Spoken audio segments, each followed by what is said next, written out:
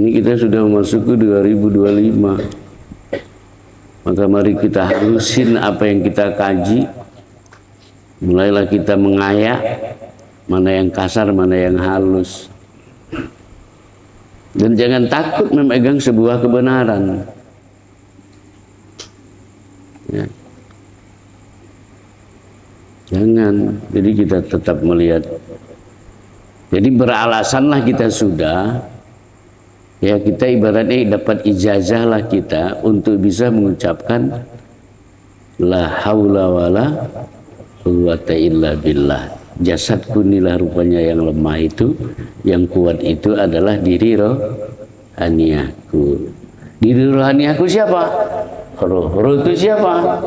Allah. Kalau begitu, ya kan, Allah dan diriku adalah esa.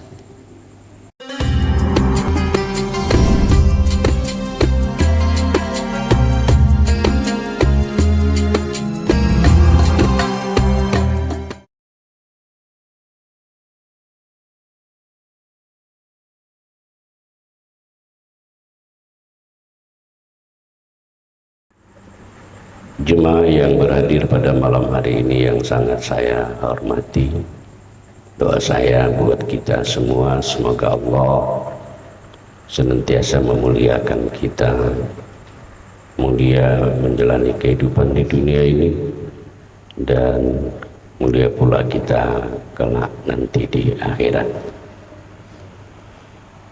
Bersyukur kita kepada Allah dengan melafalkan ucapan Alhamdulillahirabbil alamin atas nikmat-nikmat yang Allah berikan kepada kita. Mudah-mudahan pandai-pandai kita menggunakan nikmat yang Allah berikan agar kita di sisi Allah hamba yang syakirin, yang artinya pandai berterima kasih kepada Allah Subhanahu wa ta'ala. Lantunan Allahumma sholli ala Sayyidina Muhammad terkhusus kepada Rasulullah Nabi Muhammad sallallahu alaihi wasallam. Moga-moga doa kita kepada Allah, Rasulullah berkenan memberikan syafaatnya kepada kita semua. Jemaah yang dimuliakan oleh Allah Subhanahu wa ta'ala, teruslah kita berupaya dan berusaha untuk menelusuri ke dalam artian untuk terus bermakrifat kepada diri dan bermakrifat kepada Allah. Tentunya dengan bermakrifat kepada diri, secara otomatis teori ilmunya pasti kita bermakrifat kepada Allah. Maka setelah kita bermakrifat kepada diri, di mana diri kita adalah dalam status la haula wala quwwata illa billah, dan ini sering kita ucapkan dengan penuh kesadaran ketika berkumandang azan memanggil hayya 'alas shalah, hayya 'alal falah. Kita pun menjawab sebagai pengakuan kalau kita di hadapan Allah adalah lemah. Kita tak punya daya upaya, tidak punya usaha. Namun coba kita mendalami malam hari ini lewat diskusi ringan kita, memaknai la haula wala quwwata illa billahil aliyil azim, untuk kita jadikan sikap kita, untuk kita jadikan konsep ketauhidan dan akidah kita, bahwa kemana kita mengalamatkan kalimat la haula wala quwata illa billah itu. Tentu kita mengalamatkannya kepada diri kita. Maka pertanyaannya, yang mana la haula itu? Ya. Jadi mengalamatkan la haula wala itu, diri kita ini lemah. Itu kepada tubuh. Ya, tubuh kita inilah la haula itu. Ya, yaitu mata kita ini tidak bisa melihat, kuping kita ini tidak bisa mendengar, mulut kita ini tidak bisa berbicara, kita ini bodoh, kita ini bisu. Itulah keberadaan diri jasad. Jadi yang lemah itu adalah diri jasad.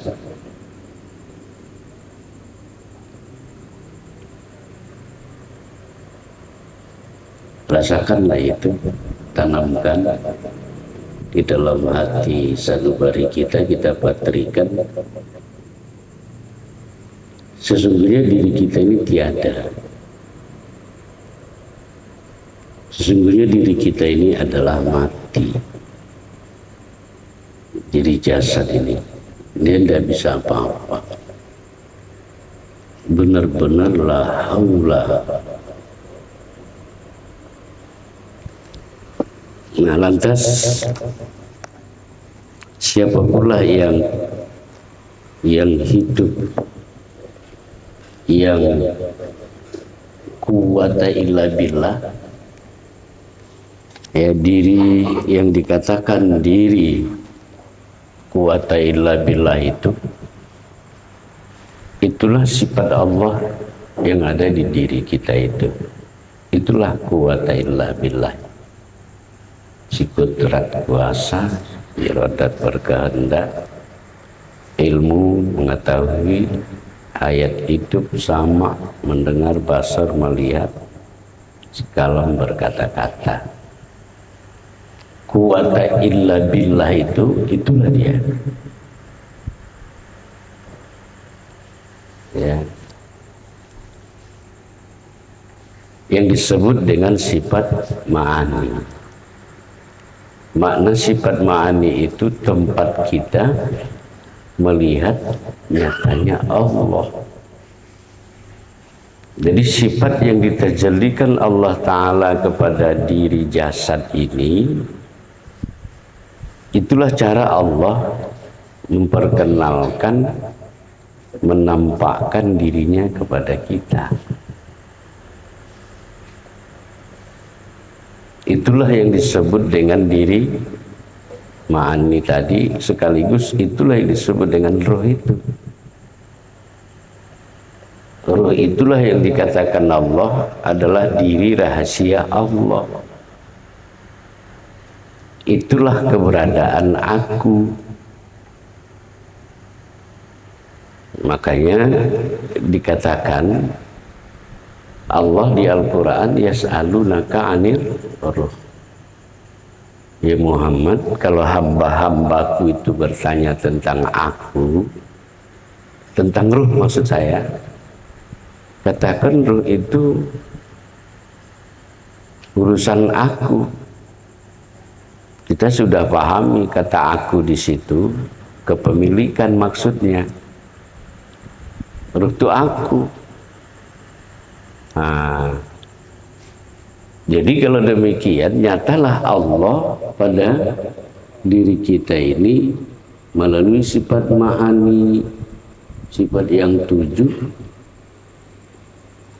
Ya, yang beramal itu dia, bukan si jasad. Nah, disinilah kita menyimpulkan kita ini lemah, kita ini tiada. Yang ada itu di diri kita ini nyatanya Allah melalui sifat. Makanya dikatakan Rasulullah sifatilah khairihi. Sifatku itu tiada yang lain, itu adalah aku. Setelah nyata Allah itulah, maka dikatakan sifat. Kalau Allah itu tidak nyata, ya, dia baru bernama zat. Coba dipahamin itu. Jadi Allah itu nyata pada kita setelah dia menjadi sifat. Cuma keyakinan kita wasifatilah khairihi. Sifat itu tiada yang lain, itu adalah aku. Maka kalau demikian adanya, kita tiada, yang ada ini adalah adanya Allah. Bahasa yang lain, nyata betullah Allah itu. Maka hati-hati supaya kita jangan jadi orang yang terpedaya, tertipu. Masih ada 0,01% saja masih kita yang merasa beribadah. Maka itu adalah syirik. Nah, cobalah sampai situ. Kita ini ngaji rasa ini, kita kaji terus ke dalam diri kita. Jangan ke diri orang. Karena persoalan urusan diri ini tidak bisa diwakilkan. Nah, kalau kita deteksi ini, maka sesungguhnya kita ini bergelimang dengan kesyirikan. Karena masih muncul aku kita, bukan muncul akunya Allah. Jadi lenyapkan dengan selenyap-lenyapnya kalau kita ini la tataharraku syai'in illa biiznillah. Takkan bergerak sesuatu itu tanpa izin Allah. Yang menggerakkan itu siapa? Itulah dia kembali kudrat, iradat, ilmu, ayat, sama, basar, kalam itu. Yang tak bergerak itu mana? La qadirun wala muridun wala alimun. Itulah diri tubuh yang pernah kita coba menafsirkan dengan diri identitas. Jadi sifat ma'ani itulah keberadaan Allah yang nyata betul pada batang tubuh kita ini. Jadi yang bergerak-gerak itu dia. Ya. Maka tanamkan jemaah dimuliakan oleh Allah, karena 0,1% kalau kita merasa kita ada ibadah itu syirik. Ya, bagaimana caranya? Harus betul-betul kita mutu qoblaan. Kita mutu. Betul-betul kita tidak merasa kita ini ada. Yang ada ini adalah wujudiyah Allah. Mazhar Allah. Kita ini kenyataan Allah. Ya, tapi dalam teori kajian ini jangan dibawa kepada teori kajian yang lain. Ya, itu dia. Jadi kalau demikian, pernahkah kita beramal sedangkan merasa saja beramal? Tidak boleh. Apatah lagi orang pada predikat beramal mencari balasan. Kalau dibilang puasa ini dapat ini pahalanya gitu. Iya kan? Kebanyakan kita cenderung ke situ, cari upah sama Allah. Itu kan merasa diri ada. Dia tidak pernah bertanya pada dirinya amalnya ini diterima atau tidak. Kita nggak begitu. Tapi yang banyak yang baru saya sebutkan tadi. Tapi siapa orangnya?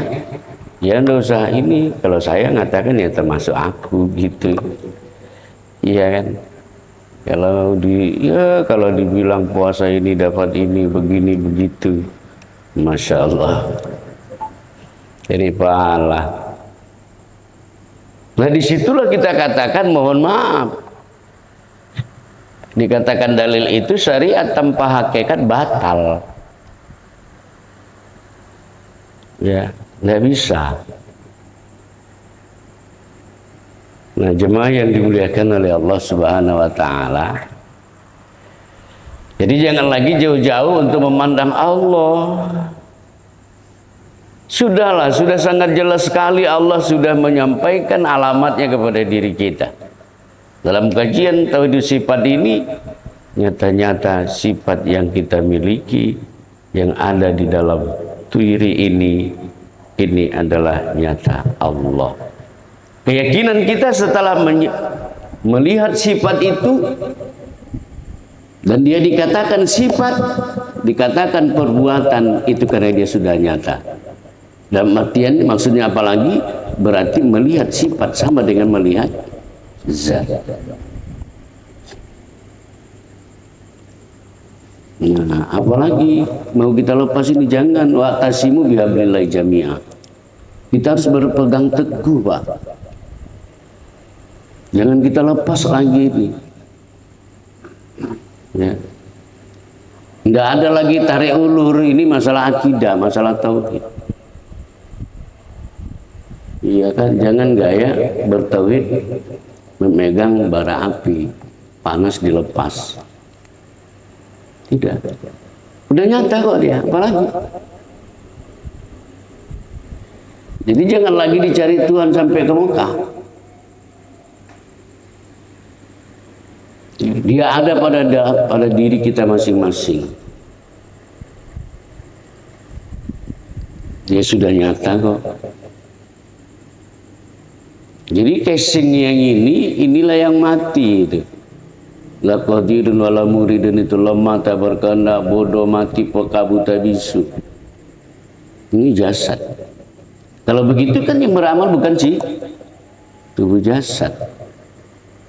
Nah setelah kita paham ini, maka jadikan itu menjadi sebuah kesadaran. Karena cara mengamalkannya ini dengan membangkitkan kesadaran. Ini yang saya sebut dengan istilah kesadaran spiritual itu. Maka kita bersyukur kepada Allah. Apa yang kita syukuri? Setelah kita paham secara ilmu yang sederhana ini, kita bisa mengenal diri dan mengenal Allah.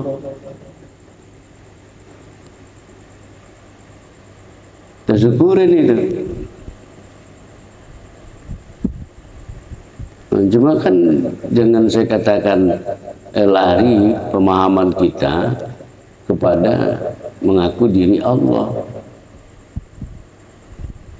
Ya, jangan. Sudah paham, diam. Nah, jadi yang beramal itu bukan tubuh jasad. Ini kita coba memisahkan dulu ya, supaya kita bisa memahami yang mana yang lemah, yang mana yang kuat. Jadi diperkuatlah itu sifat-sifat Allah di diri itu dengan kesadaran, dengan keyakinan itu, supaya apa? Ya, semangat kita bertuhan itu tinggi. Bangkit nilai spiritual itu. Nah,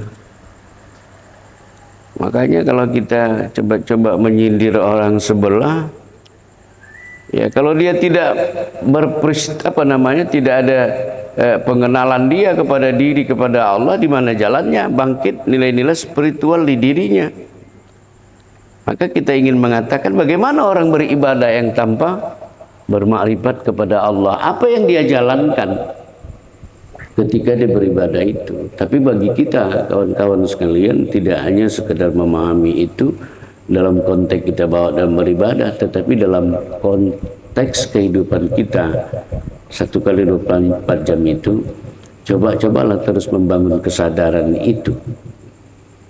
Ya, sekedar mengingatkan kita semua bahwa orang yang hidup di hadapan Allah itu ketika hatinya hidup, ya nyambung kepada Allah. Dan mari juga kita pahami, ya, orang yang tidak bermakrifat kepada Allah, tidak bangkit nilai spiritual pada dirinya, masih dia melihat dirinya, tidak melihat Allah. Wah, ini juga saya katakan problem. Itu disebut dengan orang mati. Ya, jadi jangan kasih matilah. Ya, kesadaran ketuhanan itu setelah kita mengenal diri, mengenal Allah. Jangan mati. Tapi yang kita matikan itu adalah ego tadi. Iya kan?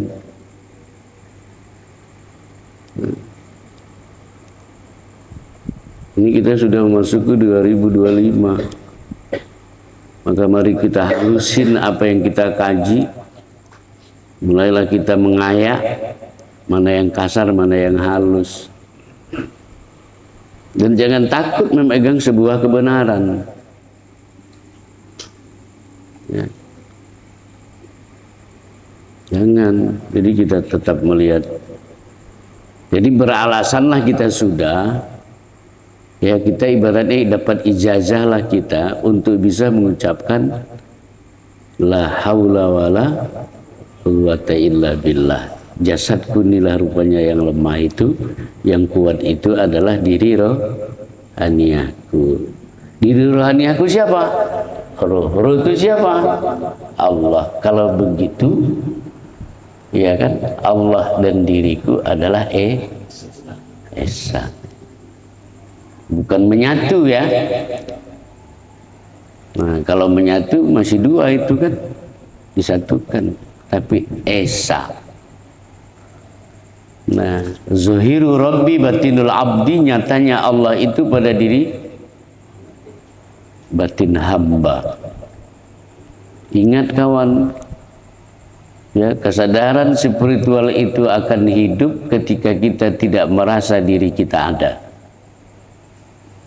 Tapi kalau merasa diri kita ada, diri spiritual itu sulit munculnya. Dalam prakteknya begitu. Artinya kalau ada spiritual, ada ego, tidak mau dia. Spiritual aktif, ego kita pasti off. Sebaliknya, tapi kalau ego kita yang muncul, spiritual itu enggak ini, ya, enggak hidup dia. Nah, benar-benar kita sadari kita ini sekarang berada jalan ihdinas siratal mustaqim. Kita ini sekarang bukan meniti di jalan yang lurus. Kata Rasulullah, lebih halus dari rambut, lebih tajam dari pedang. Nah, cuma kan kita sayangkan memahami itu, kita cerita nanti kan. Sebenarnya kita memainkan tauhid ini seperti itu. Itulah gambaran itu. Jadi orang-orang yang betul-betul tauhidnya, yang betul-betul maqamah mahmudah, yang betul-betul dia duduk memahami itu, tidak sekedar hanya nyanyian, tetapi dia memang berdiri di situ. Itulah orang yang berada selamat, meniti siratal mustaqim. Jadi itu sebuah nasihat, sebuah gambaran kepada kita untuk bertauhid itu, ya, sepanjang jalan hidup. Sepanjang ihdinas siratal mustaqim. Sudahlah, kemarin kita udah bolak-balik jatuh. Ya kan, ini ke depan saya tidak mau jatuh lagi. Saya istiqomah bertauhid. Ya. Belajarlah terus kita, dengan latihan kita bisa jadi juara. Ya, untuk apa? Untuk memahami kajian ini. Dari lafaz la haula wala quwata billah, la haula wala quwata illa billah. La haula itu adalah diri jasad, quwata illa billah itu diri rohaniah kita. Jemaah yang dimuliakan oleh Allah, dalam pandangan kajian ini ada satu pertanyaan, yang mana dikatakan ikhtiar itu. Ya, ya, kita masih memakai tradisi lama kita. Ikhtiar itu memang kitalah merasa yang berikhtiar. Ya, sedangkan kita tadi la qadirun wala muridun wala alimun wala hayyun. kita kesimpulannya kita nggak ada. Kalau begitu yang berikhtiar itu yang mana? Sifat ma'ani itulah yang berikhtiar, ya, kudrat, iradat, ilmu, hayat, sama, basar, alam, dia yang berikhtiar itu, ya. Jadi jangan kita lagi, ya, sudahlah, kita mulai ini ke depan, kita pakailah baju yang sesuai dengan ukuran kita, ya, nggak usah diurusin lagi. Kawan-kawan sekalian yang dirahmati dan insya Allah kita semua dimuliakan oleh Allah. Cobalah bayangkan ini dalam kehidupan kita. Mana kerap kita menceritakan urusan ke dalam atau banyak urusan keluar. Coba kita deteksi diri kita masing-masing. Ya, maka jawabannya adalah untuk diri kita saja. Kadang kita banyak membicarakan urusan keluar daripada urusan ke dalam. Apalagi kita hidup bermasyarakat, di mana kita nongkrong, di mana kita duduk, ya sangat sedikit sekali orang membicarakan urusan ke dalam, tapi semua urusan keluar. Ingat kawan bahwa urusan dunia ini, urusan keluar itu adalah urusan dunia. Ya, ad-dunya mata'al ghurur. Dunia ini tak lebih hanya panggung sandiwara. Ya, kita menonton masuk ke bioskop, saya katakan awal yang kita tonton layar putih, tapi begitu film diputar lupa kita dengan layar putih yang kita tonton, yang kita camkan apa yang cerita di layar putih itu. Ya, itulah gambaran dunia ini. Maka fokuslah kita, ya, melihat layar putih, ya, tapi tidak terhenti pada cerita yang ada di layar putih itu. Maka kodenya ketika kita mengurus keluar itu menonton layar, artinya menonton film. Tapi kalau kita fokus ya ke dalam, ya itulah yang namanya kita melihat diri sejati itu. Ya, tidak ada orang yang bisa menolong kita kawan-kawan, hanya diri kita itu. Maka diperbanyaklah mengurusin itu, ya, jangan mengurusin yang di dalam. Dan belajarlah kita untuk betah main di dalam, untuk betah kita di rumah sendiri, ketimbang kita anggap urusan luar itu rumah orang lain. Ya, coba evaluasi diri, mana kita dalam satu hari, dalam satu jam, mana banyak kita mengurus keluar daripada mengurus ke dalam. Padahal mengurus yang ke dalam itu, itulah urusan yang mesti kita urus, karena kehidupan selanjutnya ditentukan oleh urusan yang di dalam itu. Wal asri, demi masa kata Allah, innal insana lafi khusr. Sesungguhnya manusia dalam kerugian. Illal ladzina amanu, terkecuali orang yang beriman dan beramal soleh. Siapa yang beramal soleh itu? Orang yang terhindar dari kemusyrikan, dari kesyirikan. Itulah orang yang beriman itu. Ya, terkecuali orang beriman dan beramal soleh. Wa tawassaw bil haq. Yuk sesama kita saling memberikan nasihat, memberikan informasi, mengingatkan kawan-kawan yang lalai kepada diri yang di dalam. Ya, teruslah komunikasi dengan diri di dalam. Saya ingin memastikan bahwa diri yang di dalam itu adalah energi yang tidak terbatas. Coba kawan-kawan sekalian mencoba memahami mana energi yang tak terbatas itu artinya, ya, kalau energi itu fokus pada sesuatu, maka itu akan menjadi kenyataan. Ya, tergantung kita mengalurkan energi itu. Kalau kita salurkan dia kepada keraguan, maka kita menjadi raja ragu. Tapi kalau energi itu, diri sejati diarahkan kepada keyakinan, kepada hal-hal yang baik, maka energi itu akan menjadi kekuatan yang sangat luar biasa. Ya, jangan HP saja yang kita cas, Ya, bangun, mau tidur cas, besok cabut cas, tapi diri itu coba kita cas. Ya, pahamilah sekali lagi. Ya, diri sejati itu adalah energi tanpa batas.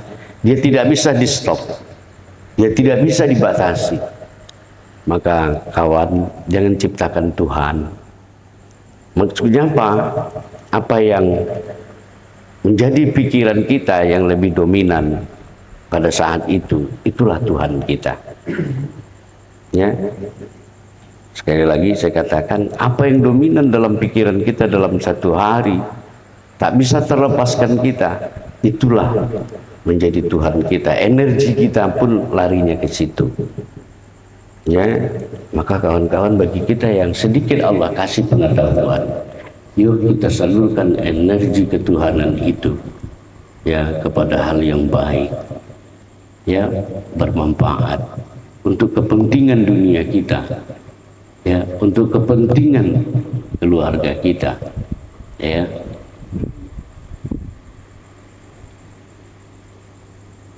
Ya, untuk lebih jauh, untuk kepentingan kita umat Islam. Ya, dunia ini bertahan. Ya, kita melihat panorama alam hari ini sangat mengecoh dan mengejutkan. Kita lihat di layar televisi bagaimana Mekah, ya, kota yang dimuliakan oleh Allah, karena banyak lahirnya para nabi dan rasul di sana. Tapi hari ini dicoba. Ya, kenapa? Karena boleh jadi memang energi ketuhanan yang itu tidak bangkit, sehingga tidak ada pertolongan. Tapi bukan menyalahkan, tapi itu sebuah nasihat buat kita. Ma'rifat, pengenalan kepada Allah, ya, itu membangkitkan energi yang luar biasa dan wajib kita yakini, sehingga tidak ada lagi di antara kita ini yang mengeluh dalam kehidupan, karena Allah sudah membekali kita dengan demikian. Dan alhamdulillah lewat diskusi-diskusi ringan kita yang rutin, ya, kita tadinya sudah mengetahui siapa diriku yang sesungguhnya.